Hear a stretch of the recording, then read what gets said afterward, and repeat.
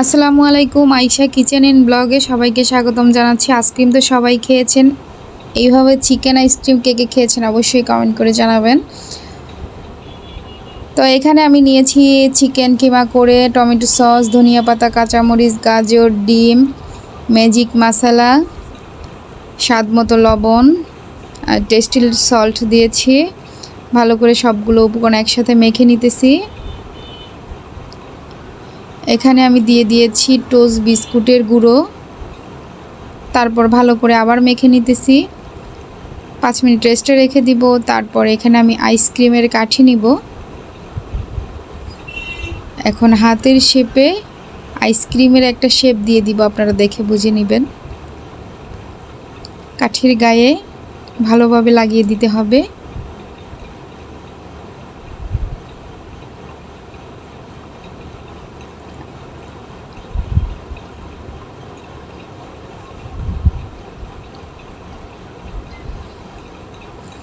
আমার মেয়ে বায়না করেছে চিকেন আইসক্রিম খাবে, তাই আমি চিকেন আইসক্রিম বানিয়ে দিয়েছি।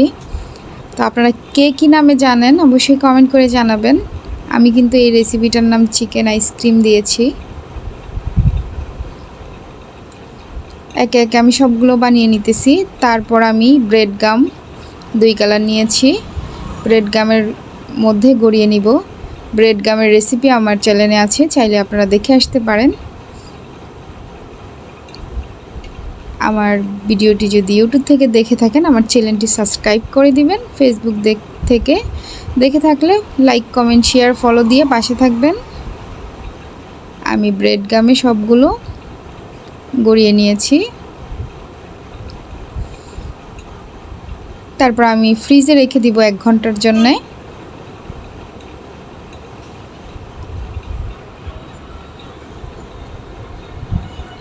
এক ঘন্টা পর আমি ফ্রিজ থেকে বের করে দেখাবো। তারপর আমি আধা ঘন্টা রেস্টে রেখে তারপর এটাকে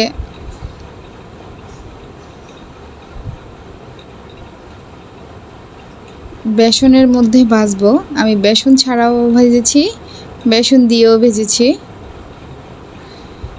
বেসনের মধ্যে দিয়ে তারপরে ভাজবো ব্রেড গাম উপরে দিয়ে। আমার ভাজা হয়ে গিয়েছে। মিডিয়াম আঁচে ভাজতে হবে যাতে ভিতরটা পুরোপুরি হয়ে যায়। এই তো আমার রেসিপিটা হয়ে গিয়েছে। সবার কাছে কেমন লাগছে অবশ্যই কমেন্ট করে জানাবেন। দেখা হবে অন্য কোনো ভিডিওতে। আল্লাহ হাফেজ।